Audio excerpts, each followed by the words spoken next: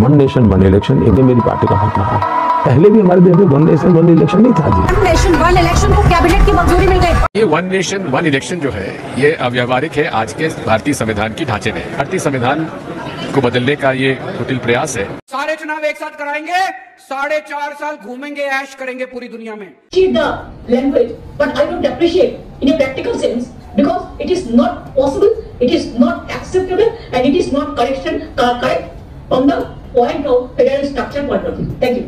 প্রধানমন্ত্রী নরেন্দ্র মোদীর সরকার বহুদিন ধরে এক দেশ এক নির্বাচনের কথা বলে আসছেন। এই প্রচেষ্টা সফল করার জন্য গত 15ই আগস্ট স্বাধীনতা দিবসে লালকেল্লা থেকে প্রধানমন্ত্রী নরেন্দ্র মোদী সমস্ত রাজনৈতিক দলকে আহ্বান জানান। 2024 সালের লোকসভা নির্বাচনের ইস্তেহারেও বিজেপি এক দেশ এক নির্বাচন এর প্রতিশ্রুতি দিয়েছিল। মধ্য ইউরোপের জার্মানিতে প্রথম সংগঠিতভাবে ওয়ান নেশন ওয়ান ইলেকশন চালু হয়। পরবর্তীকালে যা ছড়িয়ে পড়ে বলকান ও পূর্ব ইউরোপে। এখনকার সময়ে স্পেন, স্লোভেনিয়া, আলবেনিয়া, পোল্যান্ড ও বেলজিয়ামে এক দেশ এক নির্বাচন ফর্মুলায় ভোট হয়ে থাকে। ইউরোপ থেকে ছড়িয়ে পড়া নির্বাচনের এই ফর্মুলা ইতিমধ্যে গ্রহণ করেছে দক্ষিণ আফ্রিকা ও ইন্দোনেশিয়া। ভারতে এক দেশ এক ভোট ব্যবস্থাকে বাস্তবায়িত করার পথে এক ধাপ অগ্রসর হলো প্রধানমন্ত্রী নরেন্দ্র মোদীর সরকার। সাবেক রাষ্ট্রপতি রামনাথ কোবিন্দের নেতৃত্বাধীন উচ্চ পর্যায়ের কমিটির সুপারিশ মেনে নিয়ে বুধবার এক দেশ এক ভোট প্রস্তাব পাশ করেছে কেন্দ্রীয় মন্ত্রিসভা। একই সঙ্গে লোকসভা ও বিধানসভা নির্বাচন করার উদ্দেশ্যে এই ব্যবস্থা।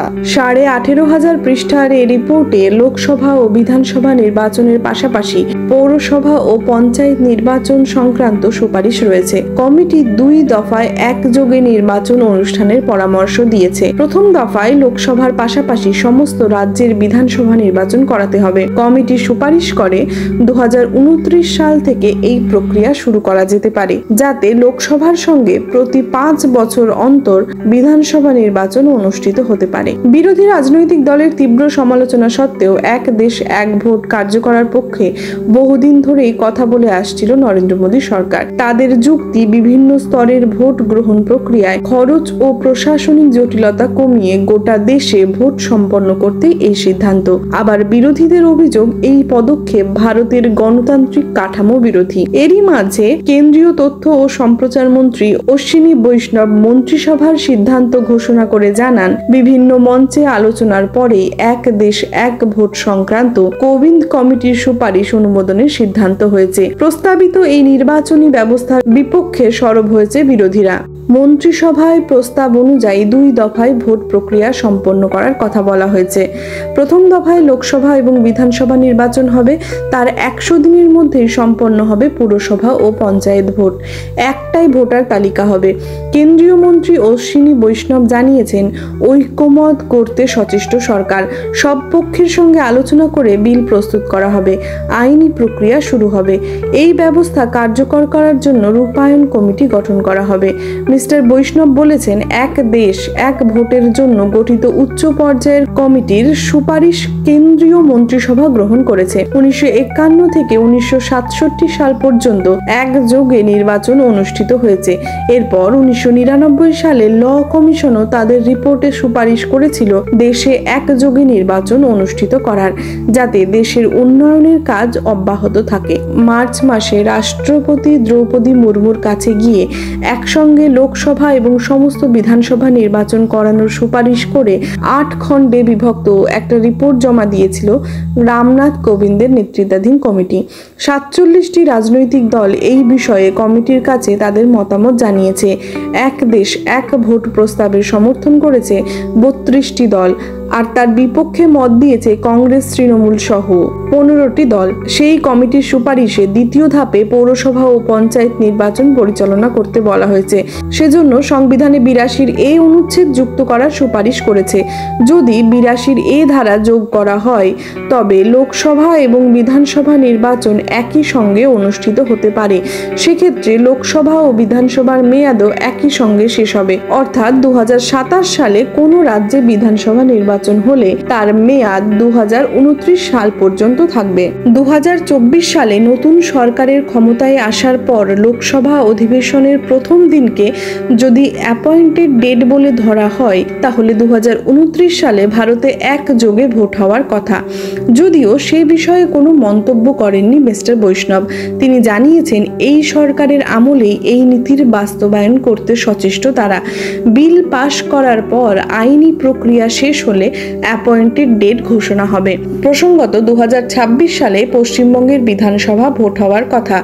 এক দেশ এক ভোট নীতি কার্যকর হলে 3 বছরের মাথায় রাজ্যে নির্বাচিত সরকারকে ভেঙে দিতে হবে অথবা বর্তমান বিধানসভার মেয়াদ 2029 সাল পর্যন্ত বাড়াতে হবে।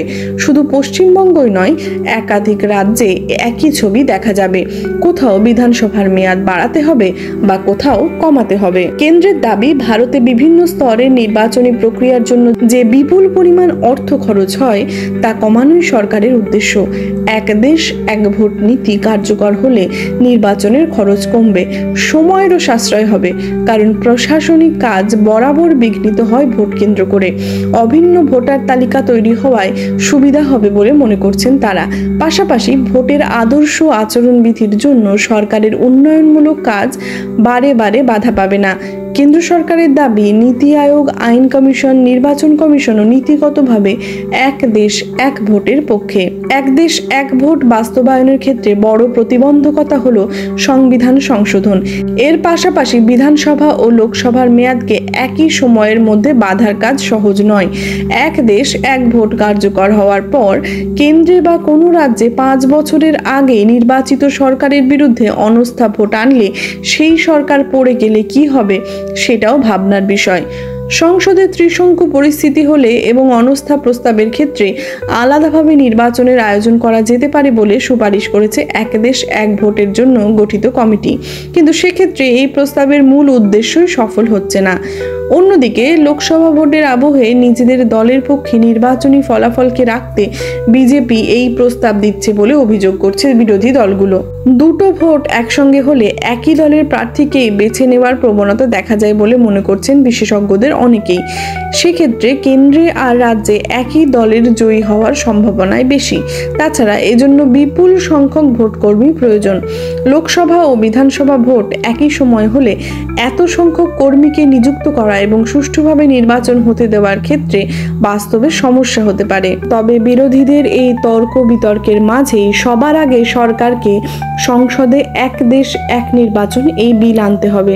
যেহেতু এই বিলগুলো সংবিধান সংশোধন করবে, তাই সংসদের 2/3 অর্থাৎ 2/3 সদস্যের সমর্থন পেলেই সেই বিল পাশ হবে। অর্থাৎ লোকসভায় এই বিল পাশ করতে হলে কমপক্ষে 362 জন সদস্য এবং রাজ্যসভায় 163 জন সদস্যের সমর্থন প্রয়োজন হবে।